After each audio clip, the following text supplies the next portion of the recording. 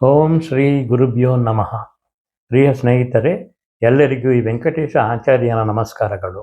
ಸ್ನೇಹಿತರೆ, ಈ ಹಿಂದಿನ ವಿಡಿಯೋದಲ್ಲಿ ಗೋಚಾರದಲ್ಲಿ ಶನಿ ರಾಹುವಿನ ಸಂಯೋಗ ಹೇಗಿರುತ್ತದೆ ಎಂದು ತಿಳಿದುಕೊಳ್ಳುವಾಗ ಮೇಷಲಗ್ನದವರಿಗೆ ಜನನ ಜಾತಕದಲ್ಲಿ ಲಗ್ನ ಭಾವದಲ್ಲಿ ಶನಿ ಇದ್ದರೆ ಉಂಟಾಗುವ ಫಲಗಳನ್ನು ನೋಡಿದೆವು.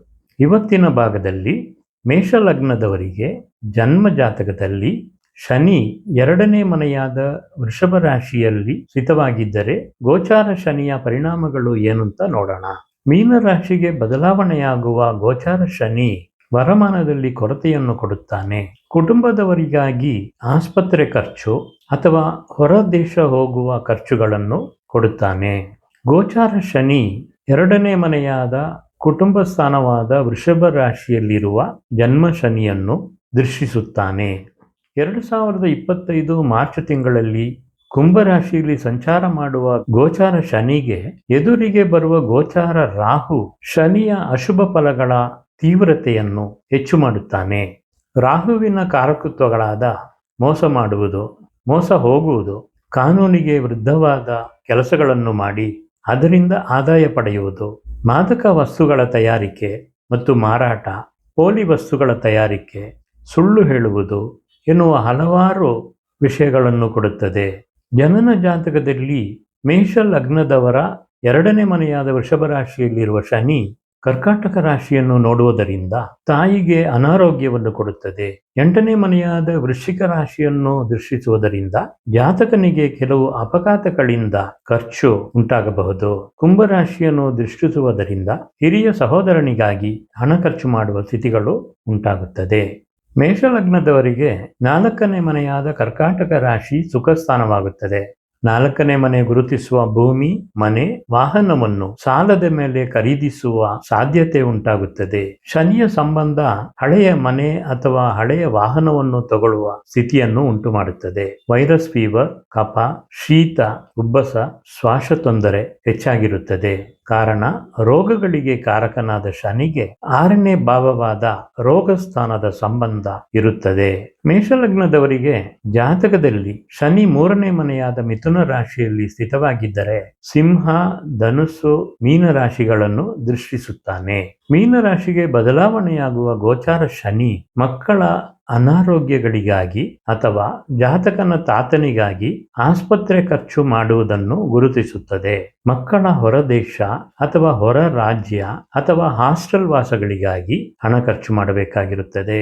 ಧನುರಾಶಿಯನ್ನು ಜನನ ಜಾತಕ ಶನಿ ಮತ್ತು ಗೋಚಾರ ಶನಿ ದೃಷ್ಟಿಸುವುದರಿಂದ ತಂದೆಗಾಗಿ ಹಣ ಖರ್ಚು ಮಾಡುವ ಸ್ಥಿತಿಗಳು ಉಂಟಾಗುತ್ತದೆ. ಜಾತಕನ ಹೈಯರ್ ಸ್ಟಡೀಸು, ದೂರ ಪ್ರಯಾಣ, ಹೊರದೇಶ ಪ್ರಯಾಣಗಳಿಗಾಗೂ ಹಣ ಖರ್ಚು ಮಾಡುವ ಸ್ಥಿತಿಗಳು ಉಂಟಾಗುತ್ತದೆ. ಮೇಷಲಗ್ನದವರಿಗೆ ಜಾತಕದಲ್ಲಿ ಶನಿ 4ನೇ ಮನೆಯಾದ ಕರ್ಕಾಟಕ ರಾಶಿಯಲ್ಲಿ ಸ್ಥಿತವಾಗಿದ್ದರೆ ಮೀನ ರಾಶಿಗೆ ಬದಲಾವಣೆಯಾಗುವ ಶನಿ ತಾಯಿಯ ಅನಾರೋಗ್ಯಗಳಿಗಾಗಿ ಆಸ್ಪತ್ರೆ ಖರ್ಚು ಮಾಡುವುದನ್ನು ಗುರುತಿಸುತ್ತದೆ. ಭೂಮಿ, ಮನೆ, ವಾಹನಗಳ ಸಮಸ್ಯೆಗಳಿಗಾಗಿ ಹಣ ಖರ್ಚು ಮಾಡುವ ಸ್ಥಿತಿಯೂ ಉಂಟಾಗುತ್ತದೆ. ಕೆಲವರಿಗೆ 6ನೇ ಮನೆಯಾದ ಕನ್ಯಾ ರಾಶಿಯನ್ನು ಜನನ ಜಾತಕದಲ್ಲಿರುವ ಶನಿ ಮತ್ತು ಗೋಚಾರ ಶನಿಯು ದೃಷ್ಟಿಸುವುದರಿಂದ ಭೂಮಿ, ಮನೆ ಖರೀದಿ ಮಾಡುವುದಕ್ಕೆ ಸಾಲ ತಗೊಳ್ಳುತ್ತಾರೆ. ಜಾತಕನ ಸುಖಗಳಿಗೆ ತೊಂದರೆಯಾಗುತ್ತದೆ. ಮನಸ್ಸಿಗೆ ನೆಮ್ಮದಿ ಇರುವುದಿಲ್ಲ, ನಿದ್ರೆ ಹಾಳಾಗುತ್ತದೆ. ಮೇಷಲಗ್ನದವರಿಗೆ ಜಾತಕದಲ್ಲಿ ಶನಿ 5ನೇ ಮನೆಯಾದ ಸಿಂಹ ರಾಶಿಯಲ್ಲಿ ಸ್ಥಿತವಾಗಿದ್ದರೆ ಮೀನ ರಾಶಿಗೆ ಬದಲಾವಣೆಯಾಗುವ ಗೋಚಾರ ಶನಿ ಹೆಂಡತಿ ಅಥವಾ ಗಂಡನ ಅನಾರೋಗ್ಯಗಳಿಗಾಗಿ ಆಸ್ಪತ್ರೆ ಖರ್ಚು ಮಾಡುವುದನ್ನು ಗುರುತಿಸುತ್ತದೆ. ಗೋಚಾರ ಶನಿ ಮಕ್ಕಳನ್ನು ಗುರುತಿಸುವ ಸಿಂಹ ರಾಶಿಗೆ ಷಷ್ಟಾಷ್ಟಕವಾಗಿ ಸಂಚಾರ ಮಾಡುವುದು ಮತ್ತು ಗಂಡ ಅಥವಾ ಹೆಂಡತಿಯನ್ನು ಗುರುತಿಸುವ ತುಲಾ ರಾಶಿಗೆ ಷಷ್ಟಾಷ್ಟಕವಾಗಿ ಸಂಚಾರ ಮಾಡುವುದು ಸಮಸ್ಯೆಗಳನ್ನು ಕೊಡುತ್ತದೆ. ಅದೇ ಸಮಯ ಹೊರದೇಶ ವಾಸ ಅಥವಾ ಹೊರ ರಾಜ್ಯ ವಾಸವನ್ನು ಕೊಡುತ್ತದೆ. ಮಕ್ಕಳಿಂದ ವರಮಾನ ಬಂದರೂ ಅಷ್ಟೇ ಖರ್ಚುಗಳನ್ನು ಕೊಡುತ್ತದೆ. ಮಿಶ್ರಿತ ಫಲಗಳು ಇರುತ್ತದೆ. ಗೋಚಾರ ಶನಿಗೆ ಗೋಚಾರ ರಾಹುವಿನ ಸಂಪರ್ಕ ಇರುವುದರಿಂದ ಜಾತಕದಲ್ಲಿ 5ನೇ ಮನೆಯಲ್ಲಿರುವ ಶನಿ ಪಬ್ಗಳಿಗೆ ಹೋಗುವುದು, ರೇಸು, ಜೂಜಾಟದಲ್ಲಿ ಮತ್ತು ಆನ್ಲೈನ್ ಗೇಮ್ಗಳಲ್ಲಿ ಹೆಚ್ಚಿನ ನಷ್ಟಗಳನ್ನು ಎದುರಿಸುತ್ತಾನೆ. ಮೇಷಲಗ್ನದವರಿಗೆ ಜಾತಕದಲ್ಲಿ ಶನಿ 6ನೇ ಮನೆಯಾದ ಕನ್ಯಾ ರಾಶಿಯಲ್ಲಿ ಸ್ಥಿತವಾಗಿದ್ದರೆ ಕೆಲಸ ಇಲ್ಲದಿದ್ದವರಿಗೆ ಕೆಲಸ ಸಿಕ್ಕಬಹುದು. ಮೀನರಾಶಿಗೆ ಬದಲಾವಣೆಯಾಗುವ ಗೋಚಾರ ಶನಿ ಹೊರದೇಶದಲ್ಲಿ ಕೆಲಸವನ್ನು ಕೊಡಬಹುದು. ಶನಿಗೆ ರಾಹುವಿನ ಸಂಪರ್ಕ ಇರುವುದರಿಂದ ಹೊರದೇಶದಲ್ಲಿ ಇರುವ ಕೆಲವರಿಗೆ ಕೆಲವು ಸಮಸ್ಯೆಗಳನ್ನು ಕೊಡುತ್ತದೆ. ಅದೇ ಸಮಯ ಅನಾರೋಗ್ಯಗಳಿಗಾಗಿ ಆಸ್ಪತ್ರೆ ಖರ್ಚು, ಕೋರ್ಟು ಕೇಸು ಎಂದು ಖರ್ಚು, ಸಾಲ ತೀರಿಸುವುದಕ್ಕಾಗಿ ಖರ್ಚು, ಕೆಲಸಕ್ಕಾಗಿ ಹಣ ಕೊಡುವುದು ಎಂದು ಇರುತ್ತದೆ. ಪಾಲುದಾರರ ವ್ಯಾಪಾರಗಳಲ್ಲಿ ನಷ್ಟ ಉಂಟಾಗಬಹುದು ಅಥವಾ ಹೆಂಡತಿ ಮಾಡುವ ವ್ಯಾಪಾರದಲ್ಲಿ ನಷ್ಟ ಉಂಟಾಗಬಹುದು. ಮೇಷಲಗ್ನದವರಿಗೆ ಜಾತಕದಲ್ಲಿ ಶನಿ 7ನೇ ಮನೆಯಾದ ತುಲಾರಾಶಿಯಲ್ಲಿ ಸ್ಥಿತವಾಗಿದ್ದರೆ ಉಚ್ಚ ಬಲವನ್ನು ಹೊಂದಿರುತ್ತಾನೆ. ಆದರೆ ಗೋಚಾರ ಶನಿಗೆ ಷಷ್ಟಾಷ್ಟಕವಾಗಿ ಅಂದರೆ 6, 8 ಇರುತ್ತಾನೆ. ಮೀನರಾಶಿಗೆ ಬದಲಾವಣೆಯಾಗುವ ಗೋಚಾರ ಶನಿ ಗಂಡ ಅಥವಾ ಹೆಂಡತಿಯ ಅನಾರೋಗ್ಯಕ್ಕಾಗಿ ಆಸ್ಪತ್ರೆ ಖರ್ಚು ಕೊಡುತ್ತದೆ. ಗಂಡ ಅಥವಾ ಹೆಂಡತಿ ವ್ಯಾಪಾರ ಶುರು ಮಾಡುವುದಕ್ಕೆ ಇನ್ವೆಸ್ಟ್ಮೆಂಟ್ ಮಾಡುವುದು, ಪಾಲುದಾರರಿಗೆ ಸೆಟಲ್ಮೆಂಟ್ ಮಾಡುವುದು ಎಂದು ಇರುತ್ತದೆ. ಗಂಡ ಹೆಂಡತಿಯೊಳಗೆ ವಿಭಾಗ ಉಂಟಾಗಬಹುದು ಅಥವಾ ಬೇರೆ ಬೇರೆ ಊರಲ್ಲಿರುವ ಸ್ಥಿತಿಗಳು ಉಂಟಾಗಬಹುದು. ವಿವಾಹ ಆಗದೇ ಇರುವವರಿಗೆ ವಿವಾಹ ವಿಳಂಬವಾಗುತ್ತದೆ. ಜಾತಕರ ಗಂಡ ಅಥವಾ ಹೆಂಡತಿಗೆ ಮಾವನವರೊಟ್ಟಿಗೆ ಅಥವಾ ಕುಟುಂಬದವರೊಟ್ಟಿಗೆ ಸಮಸ್ಯೆಗಳು ಉಂಟಾಗುತ್ತದೆ. ಜಾತಕನ ವೃತ್ತಿಗಳಲ್ಲಿ ಕೆಲವು ಮಂದತನ ಇರುತ್ತದೆ. ಕೆಲಸದವರುಗಳಿಂದ ತೊಂದರೆ ಆಗಬಹುದು. ಮುಂದೆ ಮೇಷಲಗ್ನದವರಿಗೆ ಜಾತಕದಲ್ಲಿ ಶನಿ 8ನೇ ಮನೆಯಲ್ಲಿ ಅಂದರೆ ವೃಶ್ಚಿಕ ರಾಶಿಯಲ್ಲಿ ಸ್ಥಿತವಾಗಿದ್ದರೆ ಮೀನರಾಶಿಗೆ ಬದಲಾವಣೆಯಾಗುವ ಶನಿ ಅಪಮಾನ, ಅಪಘಾತ, ರೋಗಗಳನ್ನು ಕೊಟ್ಟು ಅದರಿಂದ ಕಷ್ಟ ನಷ್ಟಗಳು ಉಂಟಾಗುವ ಸ್ಥಿತಿಗಳು ಇರುತ್ತದೆ. ಶನಿಗೆ 8ನೇ ಮನೆ ಮತ್ತು 12ನೇ ಮನೆಗಳ ಸಂಬಂಧ ಇರುವುದರಿಂದ ಮೇಷಲಗ್ನದವರಿಗೆ ಶನಿಯ ಜೊತೆ ಕುಜನ ಸಂಬಂಧ ಉಂಟಾಗುವಾಗ ಜಾತಕ ಹೊರಗೆ ತಲೆ ತೋರಿಸುವುದಕ್ಕಾಗುವುದಿಲ್ಲ. ಮರೆ ಜಾಗದಲ್ಲಿ ಬಾಳುವ ಸ್ಥಿತಿ ಉಂಟಾಗುತ್ತದೆ. ಸೆರೆವಾಸ ಇರಬಹುದು. ಈ ಸಮಯದಲ್ಲಿ ಹೊರದೇಶವಾಸ ಅಷ್ಟು ಸಮಸ್ಯೆಗಳನ್ನು ಕೊಡುವುದಿಲ್ಲ.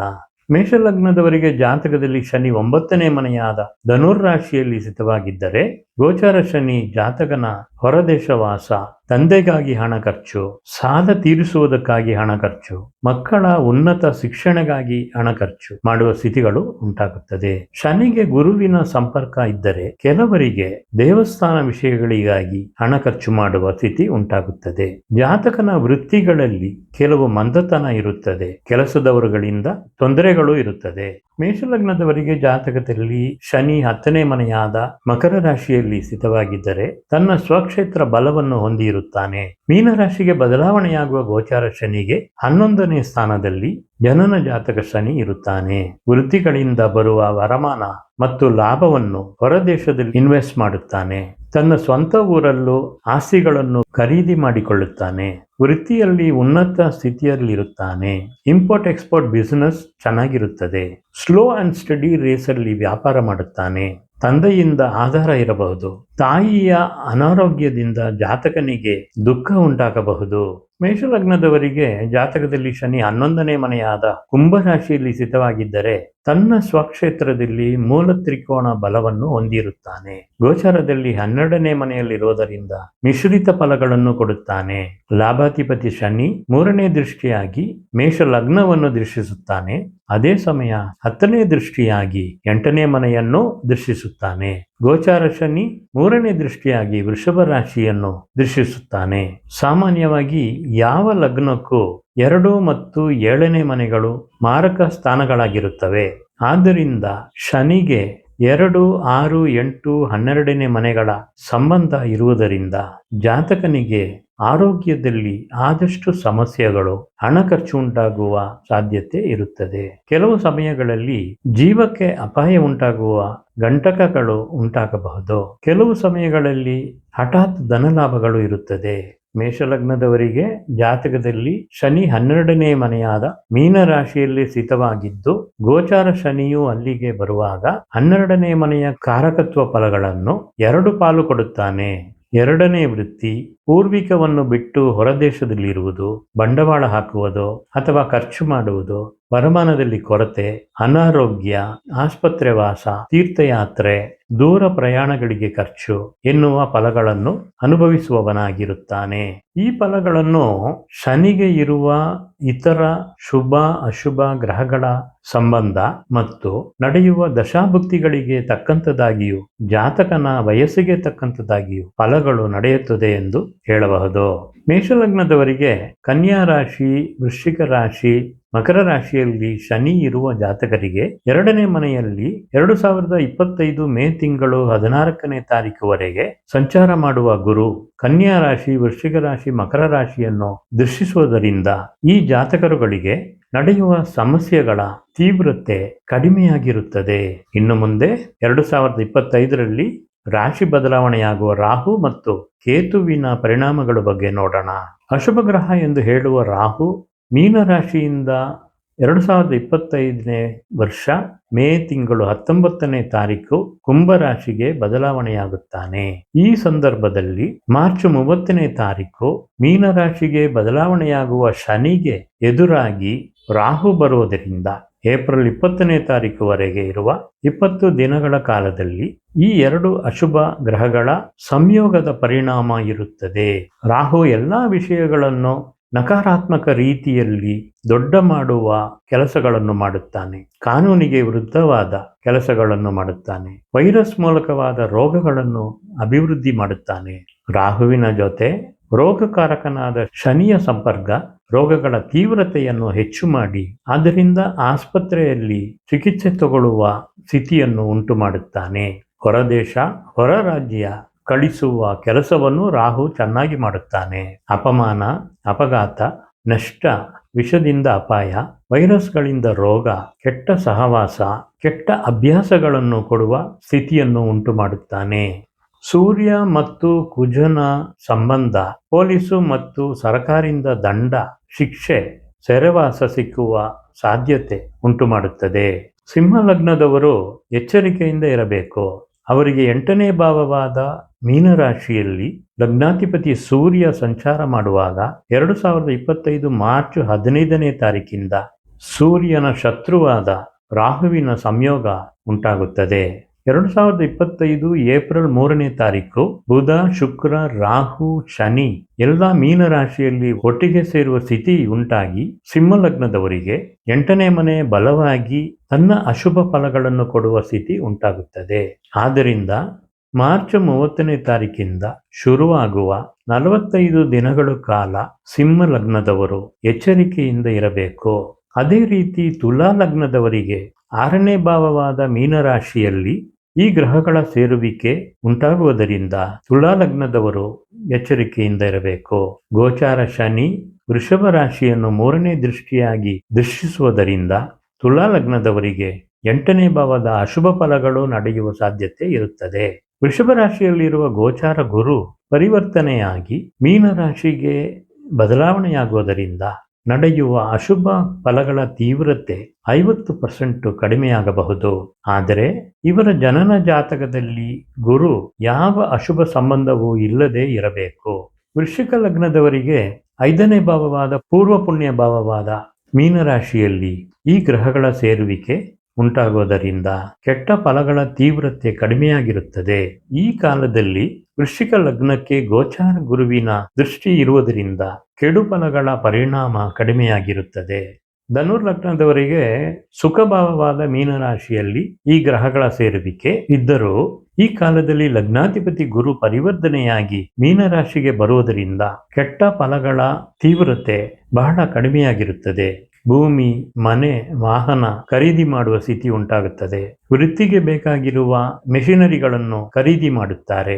ವೃತ್ತಿಯಲ್ಲಿ ಅಭಿವೃದ್ಧಿ ಇರುತ್ತದೆ. ಎಕ್ಸ್ಪೋರ್ಟ್ ಬಿಸಿನೆಸ್ ಡೆವಲಪ್ ಆಗುತ್ತದೆ. ಮಕರ ಲಗ್ನದವರಿಗೆ ಒಳ್ಳೆಯ ವರಮಾನ ಇರುತ್ತದೆ. ಧನಭಾವವಾದ 2ನೇ ಮನೆಯಾದ ಕುಂಭರಾಶಿಗೆ ಮೇ 20ನೇ ತಾರೀಕು ರಾಹುವಿನ ಬದಲಾವಣೆ ಇರುವುದರಿಂದ ವರಮಾನದಲ್ಲಿ ಕೊರತೆ ಇರುವುದಿಲ್ಲ. ಗುರುವಿನ ಪರಿವರ್ತನೆ ಬರುವ ವರಮಾನವನ್ನು ಮಕ್ಕಳು, ಹೆಂಡತಿ ಹೆಸರಲ್ಲಿ ಬ್ಯಾಂಕಲ್ಲಿ ಡೆಪಾಸಿಟ್ ಮಾಡುತ್ತಾರೆ. ಕೈಯಲ್ಲಿ ಇಟ್ಟುಕೊಂಡಿದ್ದರೆ ಖರ್ಚಾಗಿಬಿಡುತ್ತದೆ. ತಂದೆಯ ತೀರ್ಥಯಾತ್ರೆಗಳಿಗಾಗಿ ಖರ್ಚು ಮಾಡುತ್ತಾರೆ. ಕುಟುಂಬದಲ್ಲಿ ಶುಭ ಕೆಲಸಗಳಿಗಾಗಿ ಹಣ ಖರ್ಚು ಇರಬಹುದು. ಕುಂಭ ಲಗ್ನದವರಿಗೆ ವರಮಾನದ ಕೊರತೆ ಇರುತ್ತದೆ. ಕುಟುಂಬದವರಿಗಾಗಿ ಹಣ ಖರ್ಚು ಮಾಡುವ ಸ್ಥಿತಿ ಉಂಟಾಗುತ್ತದೆ. 2ನೇ ಭಾವವಾದ ಮೀನರಾಶಿ ಜಾತಕನ ಕುಟುಂಬವನ್ನು ಗುರುತಿಸುತ್ತದೆ. ಕಾಲಪುರುಷನ ವ್ಯಯಸ್ಥಾನವಾಗುತ್ತದೆ. ಇಲ್ಲಿ ಸೇರುವಿಕೆಯಾಗುವ ಗ್ರಹಗಳು ಕಾಲಪುರುಷನ 6ನೇ ಮನೆಯಾದ ಕನ್ಯಾ ರಾಶಿಯನ್ನು ದರ್ಶಿಸುವುದರಿಂದ ಕುಂಭ ಲಗ್ನಕ್ಕೆ ಕನ್ಯಾ ರಾಶಿ 8ನೇ ಭಾವವಾಗುತ್ತದೆ. ಋಣ, ರೋಗ, ಶತ್ರುಗಳಿಂದ ಖರ್ಚು, ಅಪಮಾನಗಳು, ಸಾಲ ಎನ್ನುವ ಸ್ಥಿತಿಗಳು ಉಂಟಾಗುತ್ತದೆ. ಈ ಫಲಗಳ ತೀವ್ರತೆ ಒಬ್ಬೊಬ್ಬರ ಜಾತಕದಲ್ಲಿರುವ ಗ್ರಹಗಳ ಶುಭ ಮತ್ತು ಅಶುಭ ಸಂಬಂಧಗಳಿಗೆ ತಕ್ಕಂತದಾಗಿ ಬದಲಾವಣೆಯಾಗುವ ಸ್ಥಿತಿಗಳು ಇರುತ್ತದೆ. ಅದೇ ರೀತಿ ನಡೆಯುವ ದಶಾಭುಕ್ತಿಗಳಿಗೆ ತಕ್ಕಂತದಾಗಿಯೂ ಇರುತ್ತದೆ. ಈ ವಿಡಿಯೋವನ್ನು ನೋಡಿದ ಕೂಡಲೇ ನಮಗೆ ಈ ರೀತಿಯಾದ ಅಶುಭ ಫಲಗಳು ನಡೆಯುತ್ತದೆ ಎನ್ನುವ ನಿರ್ಧಾರಕ್ಕೆ ಬರಬಾರದು. ಈ ವಿಷಯಗಳು ಬರೀ ಬೇಸಿಕ್ ನಿಯಮಗಳು ಮಾತ್ರವೇ. ಎಲ್ಲ ರೀತಿಯಲಾದ ಕೊಡುಗೆಗಳನ್ನು ತೀವ್ರವಾಗಿ ವಿಶ್ಲೇಷಣೆ ಮಾಡಿದ ಮೇಲೆ ನಿರ್ಧಾರಕ್ಕೆ ಬರಬೇಕು. ಸ್ನೇಹಿತರೆ, ಪ್ರತಿಯೊಂದು ಲಗ್ನಕ್ಕೂ ವಿವರವಾಗಿ ಹೇಳಲಿಕ್ಕೆ ಟೈಮ್ ಸಾಲದು. ಆದರೆ ನಿಯಮಗಳು ಹೆಚ್ಚು ಕಡಿಮೆ ಒಂದೇ ಆಗಿರುತ್ತದೆ. ಆದ್ದರಿಂದ ನಾನು ಇಲ್ಲಿಯವರೆಗೆ ನಿಮಗೆ ತಿಳಿಸಿದ್ದ ಎಲ್ಲಾ ನಿಯಮಗಳನ್ನು ನಿಮ್ಮ ಜಾತಕದಲ್ಲಿ ನಿಮ್ಮ ಲಗ್ನಕ್ಕೆ ಒಂದೊಂದು ಭಾವಗಳ ಪ್ರಕಾರ ಹೊಂದಿಸಿ ನೋಡಿ ನಡೆದ ಸಂಭವಗಳನ್ನು ಖಚಿತಪಡಿಸಿಕೊಳ್ಳಿ. ಇನ್ನು ಮುಂದಿನ ವಿಡಿಯೋದಲ್ಲಿ ಜ್ಯೋತಿಷ ಶಾಸ್ತ್ರದಲ್ಲಿರುವ ಇನ್ನಷ್ಟು ಸೂಕ್ಷ್ಮಗಳನ್ನು ತಿಳಿದುಕೊಳ್ಳೋಣ. ಸ್ನೇಹಿತರೆ, ಈ ವಿಡಿಯೋವನ್ನು ಇಲ್ಲಿಯವರೆಗೆ ನೋಡಿದ್ದಕ್ಕೆ ಧನ್ಯವಾದಗಳು. ಈ ವಿಡಿಯೋ ನಿಮಗೆ ಇಷ್ಟವಾಗಿದ್ದರೆ ಲೈಕ್ ಬಟನ್ ಅನ್ನು ಒತ್ತಿ ನನ್ನ ಈ ಚಾನಲಿಗೆ ಸಬ್ಸ್ಕ್ರೈಬ್ ಮಾಡಿ. ಈ ಲಿಂಕನ್ನು ನಿಮ್ಮ ಸ್ನೇಹಿತರುಗಳಿಗೆಲ್ಲ ಕಳಿಸಿ. ಎಲ್ಲರಿಗೂ ಉಪಯೋಗವಾಗಲಿ, ಎಲ್ಲರಿಗೂ ಶುಭವಾಗಲಿ. ನಮಸ್ಕಾರ. ಸರ್ವೇ ಜನ ಸುಖಿನೋ ಭವಂತು.